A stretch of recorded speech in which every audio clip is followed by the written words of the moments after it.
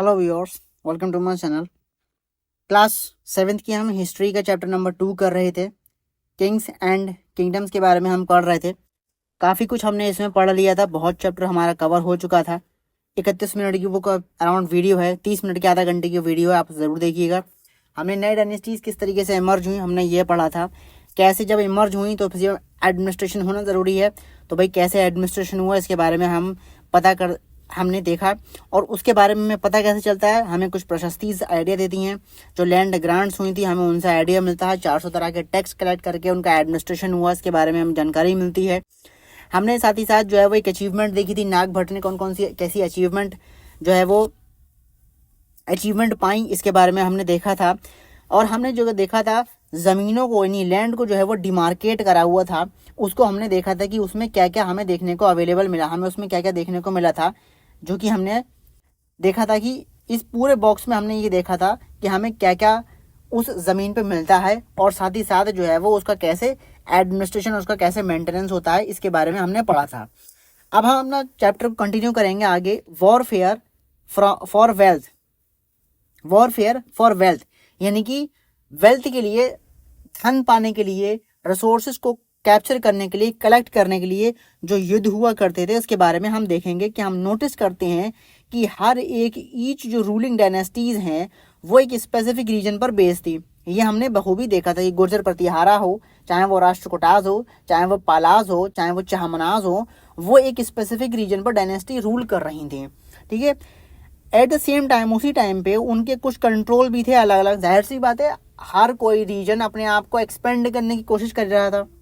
ये चलते चला आ रहा था, पहले से ही चलते चला आ रहा था। ठीक है। तो one particularly prized area was the city of Kannauj in the Ganga valley. तो एक जो खास रीजन था, खास रीजन कौन सा था? कन्नौज नाम का एक खास रीजन था, जिसको एक्वायर करने के लिए हमेशा ही कन्फ्लिक्ट होते रहे हैं। ठीक है। सेंचुरीज तक रूलर जो कि बिलोंग करते थे गुर्जर प्रतिहारा, राष्ट्रकूटाज और जो पाला डायनेस्टी की ये जो रूलर्स हुआ करते थे, ये कंट्रोल पाने के लिए कन्नौज के ऊपर हमेशा इनके बीच में लड़ाइयाँ चलती रहती थी। क्योंकि ये 3 पार्टीज यहाँ पर इन्वॉल्व थी। कौन कौन सी? गुर्जर प्रतिहारा, राष्ट्रकूटाज और पाला डायनेस्टी। ये 3 पार्टीज इसमें इन्वॉल्व थी कन्नौज को कंट्रोल करने के लिए, कन्नौज को टेक ओवर करने के लिए। तो हिस्टोरियंस ने जो है वो इन तीनों पार्टीज के नाम से इनको जोड़ दिया कि ये ट्रिपार्टाइट स्ट्रगल था। यानी कि तीनों आपस में एक दूसरे से स्ट्रगल कर रही थी, लड़ रही थी, कन्फ्लिक्ट कर रही थी कि किसी तरह से कन्नौज के ऊपर हमारा कंट्रोल हो जाए। तो उसने हिस्टोरियंस ने इसको नाम दे दिया ट्रिपार्टाइट स्ट्रगल। ठीक है। रूलर्स कभी कभार जो थे वो demonstrate their power and resources by building large temples. जो हमने पीछे एक बार पढ़ा था कि भाई रूलर्स जो थे वो अपनी पावर को, अपनी वेल्थ को दिखाने के लिए जो थे वो बड़ी बड़ी बिल्डिंग्स को कंस्ट्रक्ट कराते थे, फोर्टिफिकेशन कराते थे, फोर्ट्स बनवाते थे, और साथ ही साथ बड़े बड़े टेम्पल्स भी बनवाते थे अपनी पावर को दिखाने के लिए। सो जब वो एक दूसरे पे अटैक करा करते थे, एक दूसरे की किंगडम्स पे अटैक करते थे, तो वो टारगेट करते थे किस चीज़ को? टारगेट करते थे टेम्पल्स को, मंदिरों को टारगेट करते थे। तो अब आप ये भी देख सकते हैं कि मंदिरों पर टारगेट जो हो रहे हैं वो गुर्जर प्रतिहारा, राष्ट्रकूटाज और पाला डायनेस्टी के टाइम पीरियड में ही हो रहे हैं। ठीक है। ये एक दूसरे के टेम्पल्स पर ही अटैक करते थे, क्योंकि बेसिकली टेम्पल्स में अंदर तरीके से कहा जाए तो वेल्थ बहुत ज़्यादा थी। लोग आते थे, गिफ्ट दिया करते थे, सोने चांदी वहाँ पे उस टाइम पे इस्तेमाल होते थे, तो वो सब सेक्रीफाइस होता था वहाँ पर, सोने चांदी का आह्वान होता था एक तरीके से, उन मंदिरों में रखे जाते थे। तो एक दूसरे की वेल्थ वहाँ पे, मतलब उस रीजन में मंदिरों के अंदर खासतौर पर वेल्थ हुआ करती थी।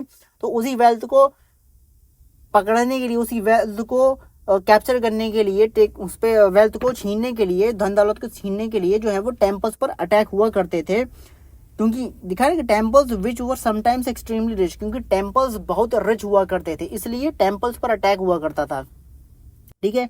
ऐसा ही एक रूलर का नाम सुनने को मिलता है महमूद ऑफ गजनी, जो कि एक अफगानिस्तान का रूलर था, और उसने सब कॉन्टिनेंट को, हमारे सब कॉन्टिनेंट को 17 बार अटैक किया, उस पर 17 बार रेड करी। 1000 से लेके 1025, यानी कि इन 25 सालों में उसने 17 बार जो है वो सब कॉन्टिनेंट पर रेड करी, एक रिलीजियस मोटिव के साथ। और उसने टारगेट करा वेल्थी टेम्पल्स को, जिसमें गुजरात का सोमनाथ बहुत ही वेल्थी टेम्पल था, उस पर इसने हमला करा। और ज़्यादातर जो वेल्थ थी इन टेम्पल्स की वो अपने साथ ले गया और उसका इस्तेमाल करा उसने एक कैपिटल सिटी बनाने में, गजनी में उसने सारा पैसा लगा दिया। जो वेल्थ इंडिया से लूट के ले जा रहा था वो उसने अफगानिस्तान के गजनी शहर में लगा दी, उसको एक स्प्लेंडेड कैपिटल सिटी बना दिया गजनी को।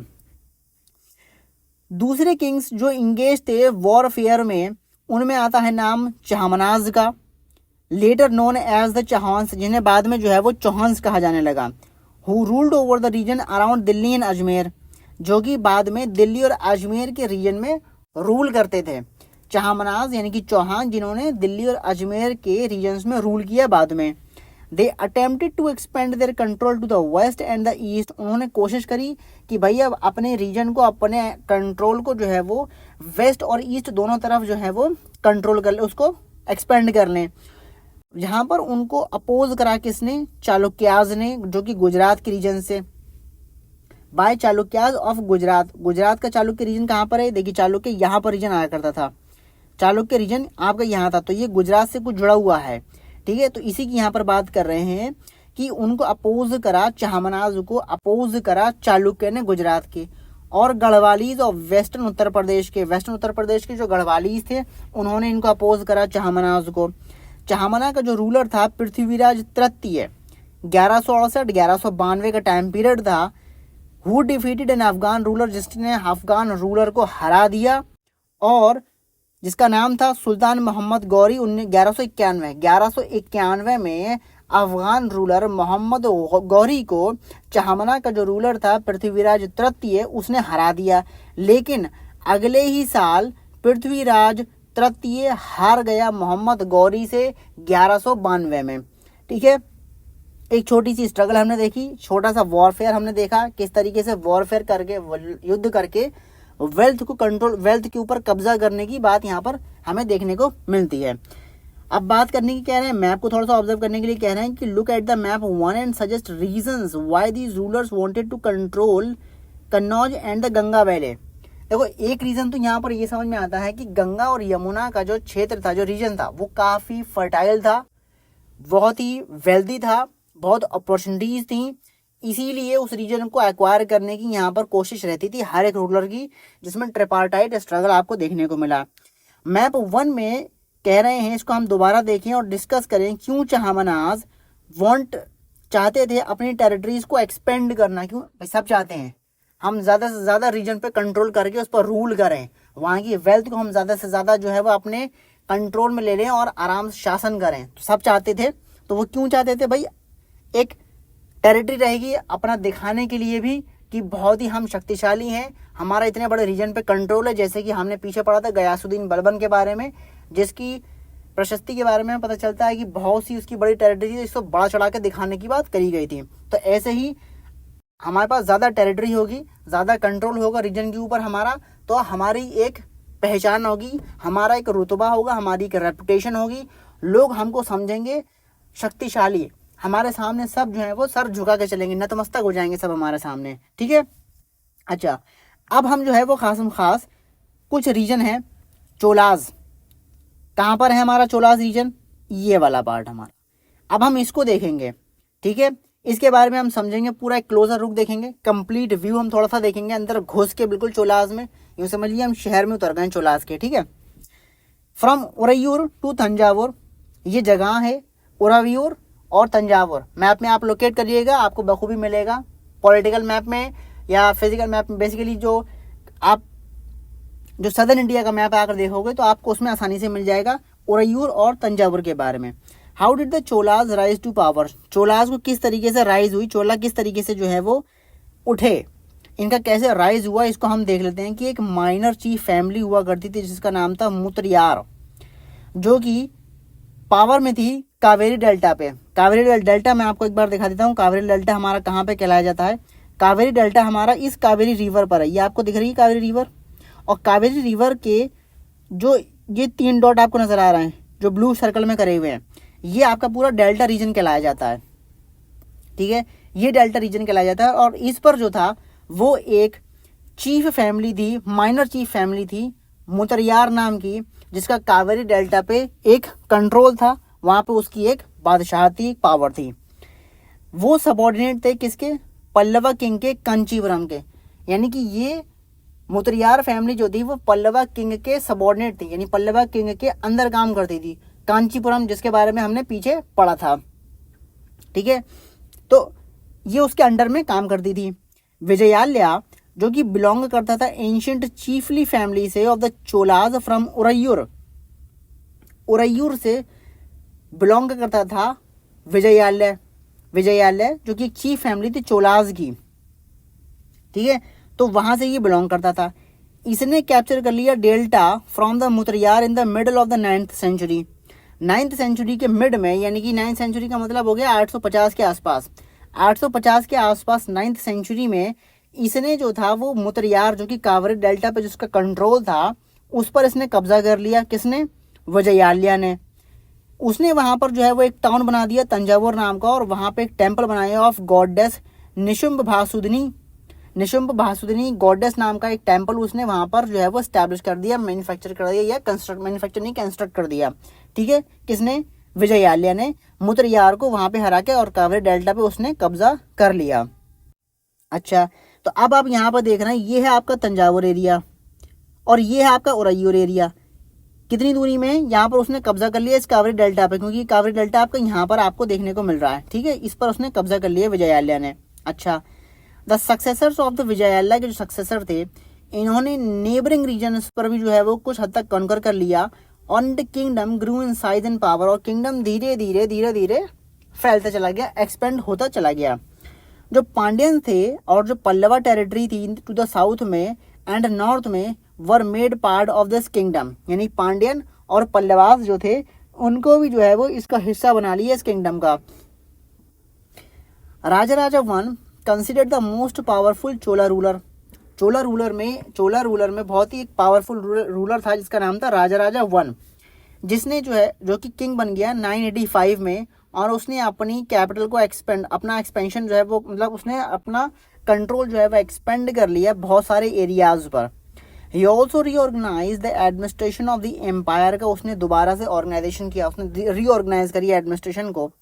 राजा का जो सन था Rajendra one continued his policies and even invaded the Ganga valley, Sri Lanka and countries of south east Asia, developing a navy for these expeditions. यानी राजा का जो बेटा था राजेंद्र, उसने जो था वो अपनी पॉलिसीज को कंटिन्यू करा और गंगा वैली में इन्वेड कर दिया, और श्रीलंका और साउथ ईस्ट की जो कंट्रीज हैं उसमें उसने अटैक कर दिया, और उसने जो है वहां पर नेवी एक्सपेडिशंस जो हैं वो लॉन्च कर दी, डेवलप कर दी। वहां पे उसने किया, पानी के सहारे जो है वो एक्सपेडिशंस होने शुरू हो गए, ठीक है। अब हम देख लेते हैं splendid temples and bronze sculptures को हम देख लेते हैं। Splendid temples and bronze sculptures को देख लेते हैं। The big temples of Thanjavur and Gangai Konda Cholapuram build by Raja and Rajendra architectural and sculptural Marvels. यानी कि जो बड़ा बड़ा टेम्पल्स तंजावुर के और गंगई कोंडा चोलापुरम, ये आपको रीजन आपको देखने को मिल रहे हैं मैप में, ये है आपका तंजावुर और ऊपर है इसके गंगई कोंडा चोलापुरम। यहाँ पर जो है वो बड़े बड़े टेम्पल्स बनाए गए राजा के द्वारा, और राजा का जो बेटा था राजेंद्र उसके द्वारा जो टेम्पल्स बनाए गए वो अपने आप में ही जो है वो एक मिसाल है टेम्पल्स को लेके। उनका आर्किटेक्चरल डिजाइन और उनका स्कल्पचर जो है वो बहुत ही बेहतरीन माना जाता है, ठीक है। इमेज आपको यहाँ पर दिख रही है कि ये एक टेम्पल आपको देखने को मिल रहा है गंगईकोंडा चोलापुरम में। Notice the way in which the roof tapers, छतों को किस तरीके से बनाया गया, आप देख रहे हैं स्टेप बाय स्टेप किस तरीके से जो है वो छतें ऊपर की तरफ रूफ जा रही है। Also look at the elaborate stone sculptures used to decorate the outer walls, और बाहरी वॉल्स को डेकोरेट करने के लिए किस तरीके से यहाँ पर स्टोन की कार्विंग करी गई है, इसको आप बखूबी देख सकते हैं। एक बेहतरीन नमूना है ये आर्किटेक्चर का। Chola temples were often became the nuclei settlements which grew around them। यानी चोला टेम्पल बेसिकली जो है वो एक सेंटर पॉइंट बन गए थे सेटलमेंट का, यानी मंदिर के इस चारों तरफ जो है वो सेटलमेंट्स होने लगे थे। सेटलमेंट्स किस तरीके से होने लगे थे कि यहाँ पर जो है वो एक सेंटर बन गया था क्राफ्ट प्रोडक्शन का। टेम्पल्स को जो है वो ज़मीनें देने लगे थे लोग, वहाँ के कुछ रूलर्स जो ज़मीनें देते थे मंदिरों के बनवाने के लिए, और बाकी दूसरे लोग भी थे वो ज़मीनें अपनी दान कर दिया करते थे मंदिरों के बनाने के लिए। The produce of this land went into maintaining all the specialists who worked at the temple and very often lived near it. जो ज़मीनों से जो प्रोड्यूस होती थी उसको इस्तेमाल करा जाता था मेंटेन करने के लिए, और जो भी स्पेशलिस्ट हुआ करते थे वो टेम्पल के आसपास काम करा करते थे और अक्सर जो थे वो उसके आसपास ही रहा करते थे. पुजारी वगैरह हों, हार बनाने वाले हों, खाना बनाने वाले हों, सफाई करने वाले स्वीपर्स हों, म्यूजिशियंस हों या डांसर्स हों, ये सब जो थे वो उसी मंदिर के आसपास उन लोगों ने अपना पूरा सेटलमेंट कर लिया था. दूसरे शब्दों में कहा जाए तो टेम्पल जो थे वो सिर्फ और सिर्फ प्लेस नहीं थे वर्शिप करने की, यानी कि पूजा करने का ही एकमात्र स्थान नहीं था टेम्पल्स, बल्कि वो पूरा एक सेंटर बन गया था, एक केंद्र बन गया था, जहां पर पूरा एक साइकिल चल रही थी, आर्थिक तरह की, सामाजिक और एक सांस्कृतिक लाइफ पूरी वहां पर चल रही थी. ठीक है, तो मंदिर जो था वो अपने आप में ही एक तरह से एक सेंटर बन गया था जिसमें बहुत सारी एक्टिविटीज परफॉर्म हो रही थी. आगे कह रहे हैं कि amongst the craft associated with the temples the making of bronze image was the most distinctive. यानी इसी टेम्पल्स में क्राफ्ट की वर्किंग तो होती ही होती थी, लेकिन इसके साथ साथ जो है कुछ ब्रॉन्ज इमेज भी आपको देखने को मिलेंगी. ब्रॉन्ज इमेज भी काफ़ी हद तक डिस्टिंक्टिव उसमें आपको देखने को मिलेंगे. यानी ब्रॉन्ज इमेज का, यानी कि ब्रॉन्ज जो इमेजेस हैं, स्कल्पचर्स जो बनाए गए हैं, उनका भी इस्तेमाल यहाँ पर देखने को मिलेगा. Chola bronze image were considered amongst the finest in the world. जो चोला की जो ब्रॉन्ज इमेजेस हैं वो बहुत ही फाइनेस्ट समझी जाती हैं विश्व में. ठीक है, while most images were of deities, sometimes images were made of devotees as well. यानी कभी कभार जो थी वो इमेजेस, यानी कि जो ये ब्रॉन्ज स्कल्पचर्स बनते थे, ब्रॉन्ज इमेज जो बनती थी वो ज़्यादातर तो जो है वो देवी देवताओं की हुआ करती थी, लेकिन कभी कभार जो इमेजेस हुआ करती थी वो डिवोटीज की भी हुआ करती थी. Sometimes images were made of devotees as well. Devotees यानी भक्तों की भी कभी कभार जो है वो आपको इमेजेस देखने को मिल जाएंगी. अब हम एग्रीकल्चर और इरिगेशन की यहाँ पर बात कर लेते हैं. Many of the achievements of the Cholas के कई सारे अचीवमेंट्स जो हैं वो पॉसिबल हुए हैं नए डेवलपमेंट, एग्रीकल्चर में जो नए विकास कार्य हुए हैं उनकी वजह से चोला की अचीवमेंट्स और बढ़ गई, पॉसिबल बन गई, अचीवमेंट्स उनको और मिलने लगी. मैप 2 में हम दोबारा अगर देखेंगे, यानी कि इस मैप 2 में अगर हम दोबारा देखने की बात कह रहे हैं तो देखेंगे तो कह रहे हैं, नोटिस करें कि जो रिवर कावेरी है branches of into several small channels. ठीक है, रिवर कावेरी जो है वो बहुत ही स्मॉल चैनल्स में बढ़ गई है. थोड़ा सा इसको मैं अगर जूम कर दूँ आपके लिए तो यहाँ पर आप देख रहे हैं कि यहाँ पर डिवाइड हो गई है. थोड़ी सी ब्लर इमेज है उसके लिए सॉरी, लेकिन समझने के लिए यहाँ पर आपको ये इस तरीके से कावेरी आई डेल्टा ऐसे इस तरीके से ये चैनल्स में बढ़ गई है, इस तरीके से जो है ये बढ़ गया है. इसकी बात यहाँ पर कर रहे हैं और कह रहे हैं before emptying into the Bay of Bengal, यानी बंगाल, बे ऑफ बंगाल में गिरने से पहले ये कई सारे चेम्बर्स में, मतलब कई सारे चैनल्स में बढ़ गई है. ठीक है, जैसे कि पूरी एक रिवर ये बह रही है, जैसे कि अभी मैं यहाँ पर दिखा रहा हूँ आपको, ब्लू कलर में दिखाता हूँ कि जैसे कि एक रिवर ही बह रही है, ये रिवर बह रही है, कावेरी रिवर है ये कावेरी रिवर है. तो जब ये बे ऑफ बंगाल में नहीं, इस बॉर्डर पे, इंडिया का सदर्न पार्ट में बॉर्डर है, यहाँ पर है आपके पास कौन सा, बे ऑफ बंगाल. तो जब यहाँ पर आ रही है तो आने से पहले पहले ये डिवाइड हो जाती है कई सारे चैनल्स में. इस तरीके से ये इस तरीके से चैनल्स में डिवाइड हो रही है. इसकी यहाँ पर बात करी है, these channels overflow frequently depositing fertile soil on their banks. तो जब ये डिवाइड हो रही है चैनल्स में तो ये बहुत सी फर्टाइल सॉइल्स का डिपॉजिट बन जाता है इसके किनारे पर. डेल्टा अगर आप देखोगे तो उसके आसपास आप बहुत ही फर्टाइल मिट्टी देखने को आपको मिलेगी जो कि काफ़ी हद तक उपजाऊ है. फर्टाइल का मतलब उपजाऊ है. Water from the channels also provide the necessary moisture for agriculture, particularly the cultivation of rice. और जब ये फर्टाइल सॉइल जो होती है इसका इस्तेमाल होता है किस लिए, एग्रीकल्चर में, और एग्रीकल्चर में भी ख़ास तौर पर राइस की कल्टिवेशन के लिए, क्योंकि राइस की कल्टीवेशन के लिए हमें एक बहुत ही फर्टाइल सॉइल चाहिए होती है और एक हमें अच्छी क्वांटिटी में पानी भी चाहिए होता है. तो कावेरी डेल्टा जब बनाती हुई चलती है तो वो डिपॉजिट लाती है फर्टाइल सॉइल का, जिसके लिए, जो कि एग्रीकल्चर के लिए और ख़ास तौर पे राइस के एग्रीकल्चर के लिए बहुत ही बेनिफिशियल होती है. Although agriculture had developed earlier in other parts of Tamil Nadu, Tamil Nadu के दूसरे रीजन्स में एग्रीकल्चर हालांकि डेवलप हो चुका था, It was only from the 5th to 6th century that this area was opened up for large scale cultivation. तो ये हालांकि डेवलपमेंट हुआ था तमिलनाडु में एग्रीकल्चर का, लेकिन ये 6th और 5th और 6th सेंचुरी में एरिया जो है वो ये ज़्यादा आपको कल्टीवेशन के मामले में नज़र आएगा। यानी यहाँ पर लार्ज स्केल पर कल्टीवेशन होने लगी थी 5th और 6th सेंचुरी में। फॉरेस्ट जंगलों को काटना शुरू कर दिया गया था कई रीजन्स में। लैंड को जो है वो लेवल कर दिया गया था, नहीं समतल कर दिया गया था। कई जगह कई एरियाज में जो है उनको समतल कर दिया गया था। इन द डेल्टा रीजन में, डेल्टा के जो रीजन है यानी कि जो यहाँ पर ये बेसिकली जो ये है ना ये डेल्टा रीजन है, तो इस डेल्टा रीजन में एम्बैंकमेंट्स बना दिए गए थे। यानी एम्बैंकमेंट्स मतलब गड्ढे बना के उसमें पानी नहीं भर दिया गया था, हैड टू बी बिल्ड, जिससे कि जो है वो फ्लडिंग को रोका जा सके। फ्लडिंग को रोका जा सके। एम्बैंकमेंट बेसिकली गड्ढा ही होता है एक तरीके से, ठीक है। Canals had to be constructed to carry water to the field, पानी को फील्ड तक पहुंचाने के लिए जो है वो कुछ कैनाल्स भी बना दिए गए थे। कैनाल्स का कंस्ट्रक्शन भी हुआ था। और कई सारे एरियाज में साल में 2 क्रॉप्स को जो है वो ग्रो करा जाता था। साल में 2 क्रॉप्स को ग्रो करा जाता था। तो इस तरीके से एग्रीकल्चर और इरिगेशन का भी प्रॉपर तरीके से काम चालू कर दिया गया था। कई सारे केसेस में ये नेसेसरी रहा है कि water crops artificially, it was necessary to water crops artificially. कई सारे केसेस में ऐसा भी हुआ है कि पानी जो है वो क्रॉप्स को आर्टिफिशियल तरीके से वह प्रोवाइड कराया गया है। अब वैरायटी ऑफ मेथड इसके लिए आपको देखने को मिलेंगे। इरिगेशन किस तरीके से करा गया है, क्योंकि पानी को पहुंचाना क्रॉप्स तक, फील्ड तक पहुंचाना, उसमें भी अलग अलग तरीके से काम करे गए हैं, देखने को मिले हैं हमें। कई एरियाज में कुएं खोदे गए हैं, कुओं की खुदाई हुई है पानी के लिए। कई एरियाज में ह्यूज टैंक्स बना दिए हैं, कंस्ट्रक्ट करे गए हैं, जिससे कि जो है वो रेन वाटर को कलेक्ट करा जा सके। ये भी याद रखें कि remember that the irrigation works require planning, organising labour and resources, maintaining these works and deciding on how water to be shared.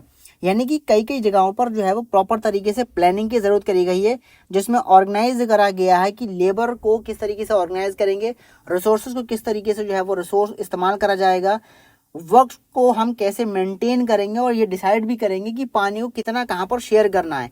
जहाँ पे पानी कम है उसको वहाँ पर पानी ज़्यादा पहुँचाया जाए, और जहाँ पे पानी ज़्यादा है वहाँ पे पानी थोड़ा सा खींच लिया जाए। तो ये प्रॉपर तरीके से मेंटेनिंग करी गई थी सारी इरिगेशन को, ताकि जो है वो क्रॉप बर्बाद भी ना हो, क्योंकि एक्सेस हो जाना किसी चीज़ का जो है वो कभी कभार चीज़ को बर्बाद भी कर देता है, ठीक है। Most of the new rulers as well as people living in a village took an active interest in these activities. कई सारे रीजन्स में जो नए सारे रूलर्स थे और इवन जो गांव के जो लोग थे वो भी एक्टिवली पार्टिसिपेट करते थे इन एक्टिविटीज़ को परफॉर्म करने में। कि एम्बैंकमेंट्स बन रहे हैं, कुओं की खुदाइयाँ हो रही हैं, इरिगेशन में वो अपना कंट्रीब्यूशन दे रहे हैं, तो लोग एक्टिवली पार्टिसिपेट करते थे डेवलप करने के लिए एग्रीकल्चर को, ठीक है। अब हम देख लेंगे administration of the empire. Empire किस तरीके से, पूरा साम्राज्य जो स्थापित हुआ है भाई वो किस तरीके से एडमिनिस्टर हो रहा है, ठीक है। ये सब हमने देखा था, हमने किंगडम्स को पीछे भी देखा था वो किस तरीके से जो है वो एडमिनिस्टर करते थे। लेकिन अब जो एम्पायर है और पूरा एक साम्राज्य, जो एक विशाल साम्राज्य स्थापित हुआ है, उसमें किस तरीके से एडमिनिस्ट्रेशन हो रही है, इसको देखने से पहले एक इमेज को हम थोड़ा सा डिस्क्राइब कर लेते हैं। एक 9th सेंचुरी में एक सिल्यूस गेट देखने को मिल रहा है आपको तमिलनाडु में। ये आपका सिल्यूस गेट है तमिलनाडु का। It regulated the outflow of water. ये पानी के आउटफ्लो को जो है वो रेगुलेट कर रहा है from a tank into the channels that irrigated the field. ये एक तरीके से इन्होंने कुछ टेक्निक इस्तेमाल करी गई है गेट बना के, जिससे कि पानी को रेगुलेट करा जा सके, आउटफ्लो को पानी के, from a tank into the channels के थ्रू। एक सल्यूस गेट जो है वो एक ट्रेडिशनली जो होता है वो एक वुड और मेटल बैरियर होता है।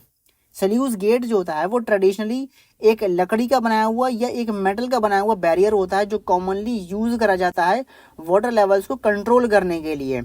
And flow rate in the reverse and canals, यानी रिवर्स और कैनाल्स में पानी का जो फ्लो है उसको कंट्रोल करने के लिए, पानी का फ्लो अगर तेज देना है तो गेट को उस तरीके से इस्तेमाल करा जाएगा, और पानी गेट को एक तरीके से उठा लिया जाएगा तो फ्लो बढ़ जाएगा, गेट को नीचे कर दिया जाएगा तो फ्लो कम हो जाएगा। तो वो इस तरीके से जो है वो सल्यूस गेट बनाया जाता था बेसिकली लकड़ी और मेटल का, ठीक है। तो ये भी एक टेक्निक थी, एक एडवांसमेंट था, एक डेवलपमेंट था एग्रीकल्चर की फील्ड में।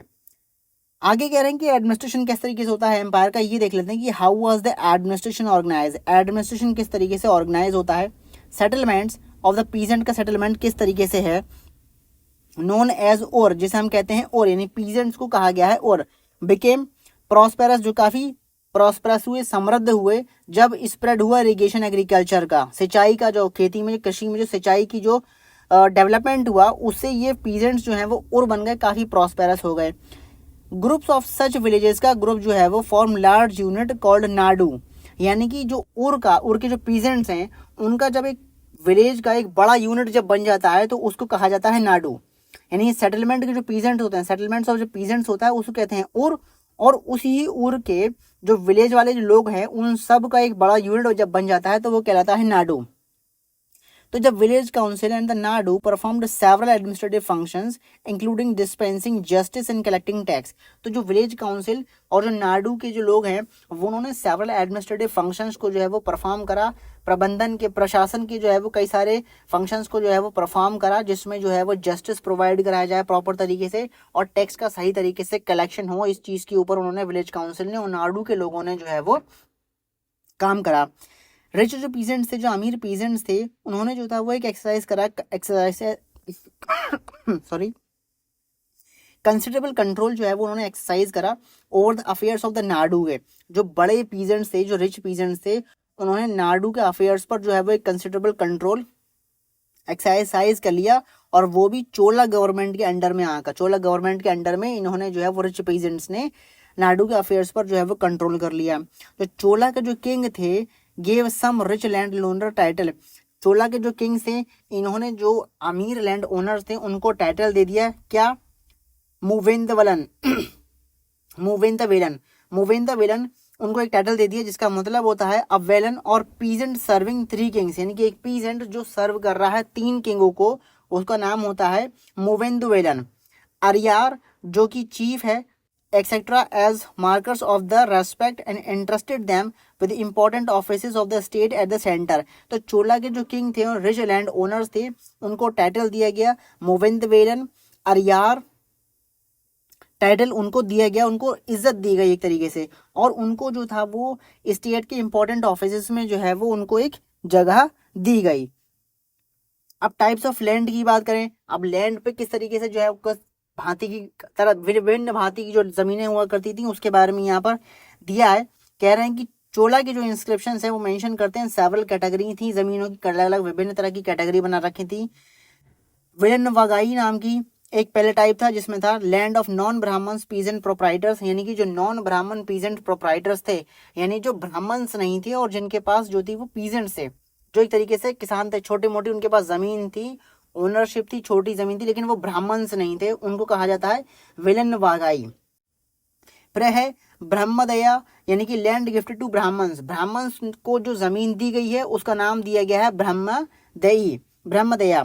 फिर आता है शाला भोगा, शाला भोगा जो है वो एक लैंड है जो कि मेंटेनेंस ऑफ अ स्कूल, यानी land for the maintenance of the school, यानी स्कूल को मेंटेन करने के लिए जो जमीन दी गई उसका नाम था शाला भोग। बेसिकली शाला यानी पाठशाला से बन जाएगा तो शाला भोग हो जाएगा। ब्रह्म देवी का मतलब ये है कि ब्राह्मण्स को जो दी हुई जमीन है उसका नाम हो गया ब्रह्मदेया।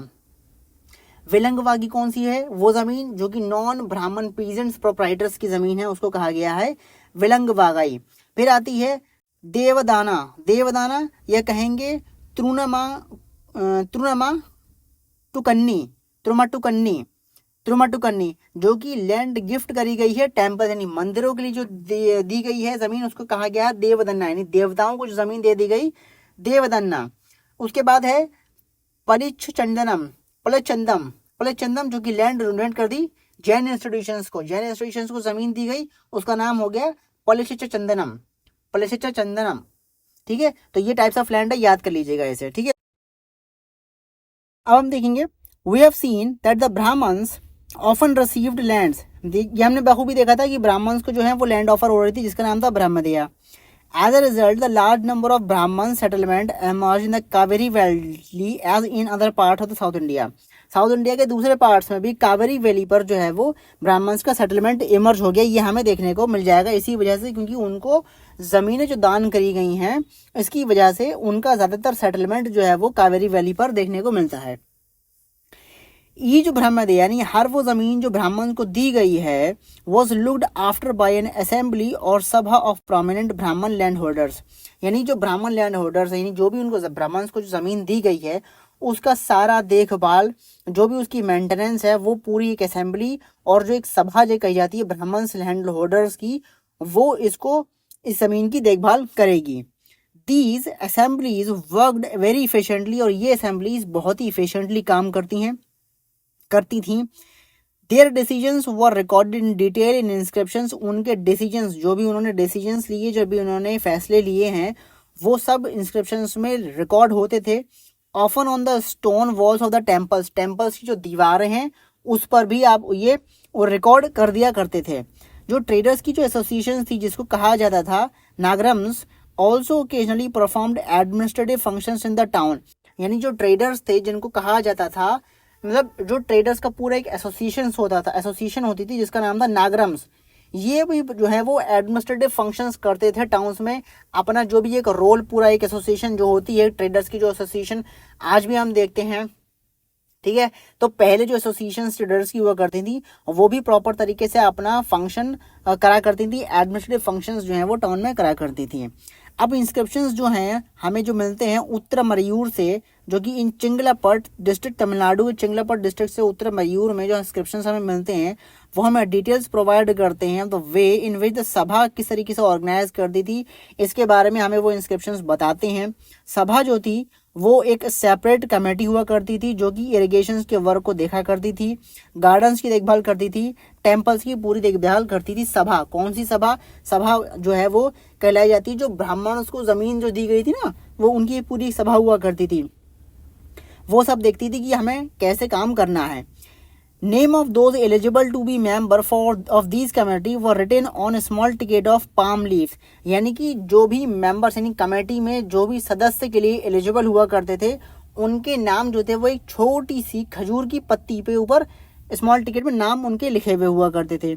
इन टिकट्स को यानी कि इन स्मॉल टिकट्स को जो है वो एक अर्थन पॉट में रख दिया जाता था, यानी मिट्टी के एक घड़े में रख दिया जाता था उन नामों को। कौन कौन मेंबर्स थे उस कमेटी के उनके नाम उस खजूर के पत्ते पर लिखकर उसको मिट्टी के गले में रख दिया जाता था। From which a young boy was asked to take out the tickets one by one for each committee, ठीक है। तो मेंबर्स कौन कौन एलिजिबल हैं उसके नाम को निकालने के लिए लकी ड्रॉ बेसिकली कहेंगे कि पर्चियों में नाम खजूर की पत्तियों पर नाम लिख लिए और नाम लिखने के बाद उनको डाल दिया किसमें मिट्टी के घड़े में, बच्चे को बुलाया नाम पत्ती निकालो उस पर जिसका नाम आया भाई वो उस कमेटी का सदस्य बन गया। एक एक करके कमेटी बनाई गई होंगी और उन कमेटीज में जो भी सदस्य बन सकता था उनके नाम को इस तरीके से लकी ड्रॉ करके निकाला जाता था, ठीक है। आगे देखेंगे भाई।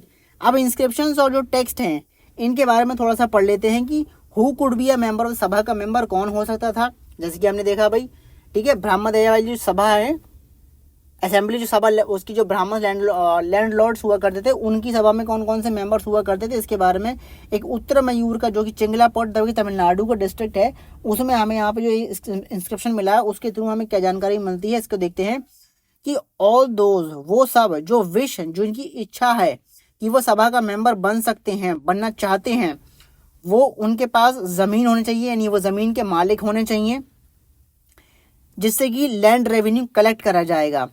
उनके पास खुद का अपना घर होना चाहिए, 35 से 70 साल की बीच की उम्र होनी चाहिए उनकी, वेदों का उनको ज्ञान होना चाहिए, एडमिनिस्ट्रेटिव मैटर्स के प्रति ईमानदार मतलब उनको एडमिनिस्ट्रेटिव मैटर की अच्छी खासी जानकारी होनी चाहिए और बाकायदा ईमानदार होने चाहिए।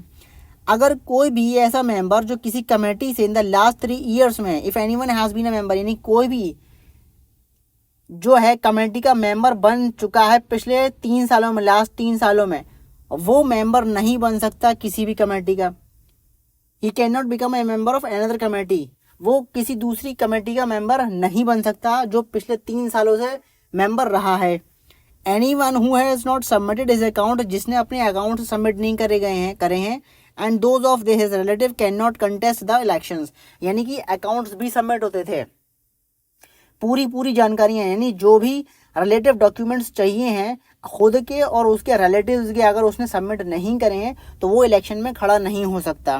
ठीक है, तो ये कुछ उसकी एलिजिबिलिटी क्राइटेरिया दे रखी हैं कि कौन कौन मेंबर हो सकता था। अगर ये मेंबर के अंदर की एलिजिबिलिटी पाई जाती है किसी मेंबर के अंदर, तो उसका नाम खजूर के पत्ते पर लिख कर मिट्टी के घड़े में डाल दिया जाता था और फिर उसका चुनाव होता था बच्चे के द्वारा। बच्चा उस खजूर के पत्ते को निकालता था और लकी ड्रॉ से निकलता था।